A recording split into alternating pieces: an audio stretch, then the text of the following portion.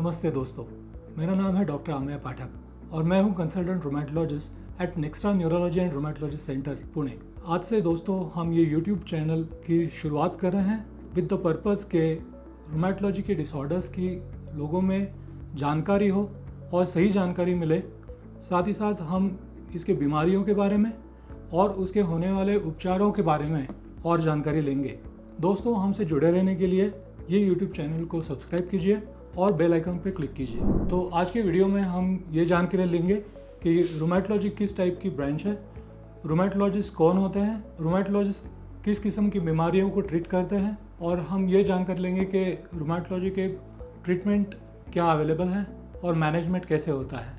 तो रोमेटोलॉजी एक मेडिसिन की एक सुपर स्पेशलिटी ब्रांच है जिसमें कि इम्यूनिटी के डिसऑर्डर्स और साथ ही साथ अपने जो मस्कुलोस्केलेटल डिसऑर्डर्स, जिसका मतलब है मसल्स या फिर मांसपेशियां और जॉइंट्स और साथ ही साथ बोन्स के डिसऑर्डर्स को हम ट्रीट करते हैं। इम्यूनिटी के डिसऑर्डर्स जिसमें कि पेशेंट की immune system out of control या डिसरेगुलेटेड होने की वजह से पेशेंट की इम्यून सिस्टम अपने खुद के सेल्स के साथ रिएक्शन करते हैं और उसके वजह से अलग अलग मैनिफेस्टेशंस आते हैं, जिसमें कि कॉमन है आर्थराइटिस और लोग इसको संधिवात करके भी जानते हैं। इसके अलावा ऑटोइम्यून डिसऑर्डर्स के अलग अलग चेहरे नज़र आते हैं, जिसमें कि पेशेंट को मांसपेशियों में दर्द होना, मसल पेन्स होना या फिर उसमें कमज़ोरी महसूस होना, और साथ में जब जॉइंट की स्वेलिंग आती है तब जॉइंट में सूजिश या फिर दर्द महसूस होना, साथ में सूजन आना और मूवमेंट करते वक्त पेन या फिर मूवमेंट्स करते वक्त पेनफुल मूवमेंट्स होना। इसके साथ कुछ और भी लक्षण पाए जाते हैं, जैसे कि पेशेंट को बुखार जैसे महसूस होना, पेशेंट का एपेटाइट है या फिर भूख लगना कम हो जाती है और साथ ही साथ वज़न कम हो जाता है। इसके अलावा पेशेंट को और भी, जैसे कि अगर स्किन के नीचे वाले सतह के नीचे वाले ब्लड वेसल को सूजन आती है तो पेशेंट को अलग अलग रैशेस वगैरह भी आ सकते हैं। और कुछ पेशेंट्स में ये फोटो सेंसिटिविटी, मतलब कि अगर मरीज धूप में चले जाते हैं तो उनको ये रैशेस उभर के आते हैं और तेज़ हो जाते हैं। साथ ही साथ पेशेंट को वाइटल ऑर्गन्स, जैसे कि अपने आँखों की बीमारी, अलग अलग टाइप की बीमारियों के वजह से दिखाई देना कम हो सकता है, या फिर लाल रंग जिसको रेडनेस ऑफ आई, जब अलग अलग वाइटल ऑर्गन्स जैसे कि किडनी की बीमारी हो तो पेशेंट को आँखों पे या फिर पैर पे सूजन वगैरह आ सकती है। हार्ट की बीमारी हो तो पेशेंट को चलते वक्त सांस फूलना या फिर चेस्ट में दर्द होना, इस तरह के प्रेजेंटेशंस रह सकती है। तो दोस्तों, हम जानेंगे कि रोमेटोलॉजिस्ट कौन सी बीमारियों का डायग्नोसिस और ट्रीटमेंट करते हैं।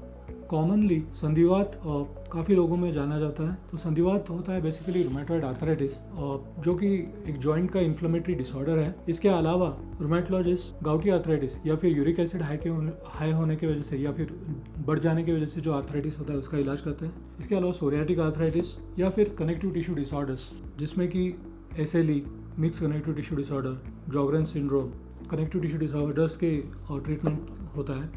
साथ ही साथ अंकालोजिक स्पॉन्डिलाइटिस जैसे स्पॉन्डिलोआर्थराइटिस जैसी बीमारियों का भी इलाज किया जाता है। इसके अलावा बोन्स की अलग टाइप की प्रॉब्लम्स, जैसे कि बोन की डेंसिटी कम हो जाना, जिसको ऑस्टियोपोरोसिस कहते हैं, इसका भी हम इलाज करते हैं। जब पेशेंट की उम्र बढ़ती है तब जॉइंट की डिजनरेशन की वजह से जो बीमारी होती है उसको ऑस्टियोआर्थराइटिस कहते हैं, उसका भी सही निदान और डायग्नोसिस या ट्रीटमेंट डॉक्टर्स करते हैं। एज रिलेटेड डिसऑर्डर्स की बात किया जाए तो एज पेशेंट के उम्र बढ़ती जाती है तो जॉइंट्स का वेयर एंड टेयर होने की वजह से डिजनरेशन होता है, और उसमें जो चलते वक्त पेशेंट को पेन्स, नी पेन्स या फिर जॉइंट पेन्स होता है, उसकी डायग्नोसिस या फिर ऑस्टियोआर्थराइटिस जैसे बीमारियों का सही डायग्नोसिस और इलाज किया जाता है। साथ ही साथ रोमेटोलॉजिस्ट और भी बीमारियों का निदान और ट्रीटमेंट करते हैं, जिसमें कि वैस्कुलाइटिस या फिर ब्लड वेसल या रक्तवाहिका की सूजन होना और उसके